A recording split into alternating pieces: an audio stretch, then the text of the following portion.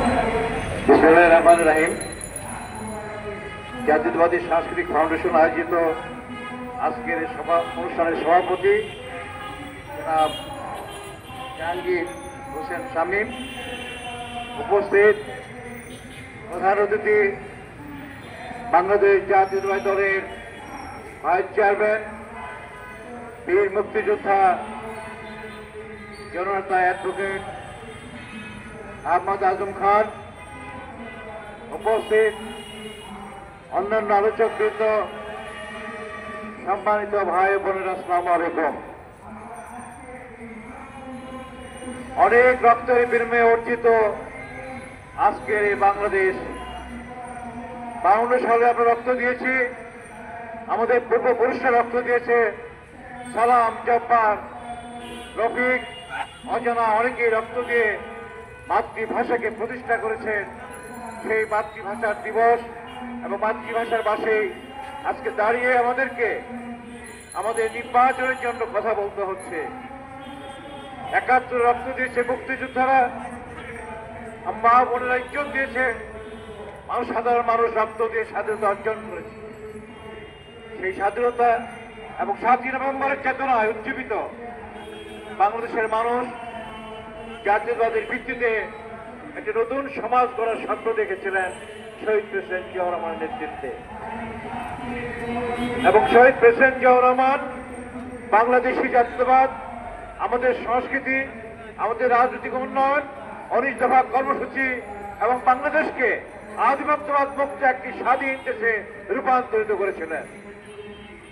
1978 সালে চীন দেশে যাওয়ার সুযোগ হয়েছিল। সেই সময় জিয়াউর রহমানের সময় প্রেসিডেন্ট জিয়াউর রহমান সাহেব একটা ইয়ুথ ডেলিগেশন পাঠিয়েছিলেন চীনে। সেখানে আমি সদস্য ছিলাম। চীনের সেখানে তখনকার প্রেসিডেন্ট এবং প্রধানমন্ত্রী আমাদেরকে জিজ্ঞাসা করেছিলেন, বাংলাদেশের প্রেসিডেন্ট তোমাদের নদী খনন এবং খাল খনন কর্মসূচি কেন গ্রহণ করেছে? আমরা বলেছিলাম, আমরা ভাটির অঞ্চলে বাস করি, পানির স্রোত আমাদের দিকে ধাবিত হয়, বঙ্গোপসাগরের দিকে যায় পানি। এই বর্ষার সময় সমস্ত পানি ছেড়ে দেওয়া হয়। জন্নট নদীর মোহনায় বাঁধ দেওয়া হয়েছে, যে বাঁধ পানিকে নিয়ন্ত্রণ করছে। সেই বন্যার সময় যখন আমরা ভেসে যাই, এই পানিতে প্লাবিত হয়ে যায়।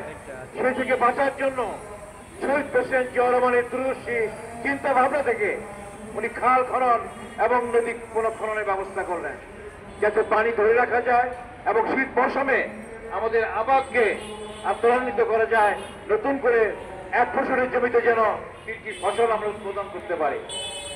এই যে দূরদর্শী রাষ্ট্রনায়ক, সেই রাষ্ট্রনায়ক স্বাধীনতা যুদ্ধ ঘোষণা করেছিলেন।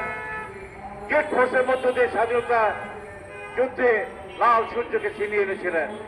তাকেও নির্বিচারে হত্যা করা হয়েছে। বারবার হত্যা রাজনীতি হয়েছে। শেখ মুজিবের সময় প্রায় 30,000 রাজনৈতিক কর্মীকে হত্যা করা হয়েছিল, তার কোনো বিচার হয় নাই। এরশাদের আমাদের রাজনৈতিক কর্মীকে হত্যা করা হয়েছে। নূর হোসেন, দীপালি শাহ সহ অসংখ্য, তাদের হত্যার বিচার হয় নাই। এবং গত জুলাই আগস্টের বিপ্লবের সময় এদেশে প্রায় 2,000 রাজনৈতিক কর্মী, ছাত্র, যুবক, সাধারণ মানুষকে হত্যা করা হয়েছে, রিক্সাওয়ালাকে হত্যা করা হয়েছে, শ্রমিককে হত্যা করা হয়েছে। রক্ত ঢাকার রাজপথ রঞ্জিত হয়েছে।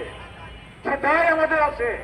রক্ত ঋণ আমাদের পরিশোধ করতে হবে এবং এই ঋণ পরিশোধ করার জন্য বাংলাদেশে একটি সুষ্ঠু নির্বাচন, একটি গণতান্ত্রিক ব্যবস্থা, মানুষের আশা আকাঙ্ক্ষা প্রতিফলন অবশ্যই আমাদেরকে ঘটাতে হবে। আমাদের আন্তর্জাতিক খ্যাতি সম্পন্ন ব্যক্তিত্ব প্রফেসর ইউনূস সাহেবের নেতৃত্বে যে সরকার প্রতিষ্ঠিত হয়েছে, সেই সরকার বিভিন্ন কর্মসূচির মধ্য দিয়ে তার কার্যক্রম চালিয়ে যাচ্ছেন। আমরা আশা করব বাংলাদেশে আজকের যে অবস্থা সৃষ্টি হয়েছে, এই অবস্থা থেকে বাঁচার জন্য, এই অবস্থা থেকে দেশকে একটা স্থিতিশীল রাষ্ট্রে পরিণত করার জন্য একটা নির্বাচন ব্যবস্থা খুবই জরুরি। এই নির্বাচনের মধ্য দিয়ে একটি গণতান্ত্রিক সরকার প্রতিষ্ঠা হবে, এটাই মানুষের প্রত্যাশা। অন্যান্য সংস্কারও চলবে, নির্বাচনের কার্যক্রমও চলবে।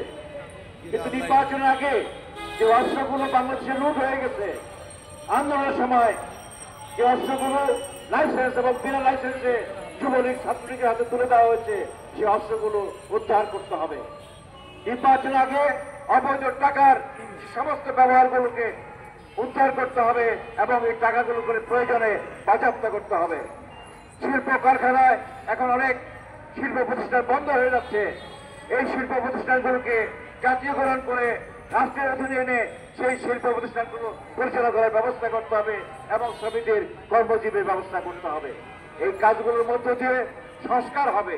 সংস্কার একটা বিশাল বিষয় নয়, সংক্ষিপ্তভাবে সংস্কার করা যায়। এই সংস্কারের মধ্য দিয়ে নির্বাচনী ব্যবস্থা রোডম্যাপ দেব, এই প্রত্যাশা রেখে আমি আমার বক্তব্য শেষ করছি। আল্লাহ হাফেজ। বাংলাদেশ জিন্দাবাদ।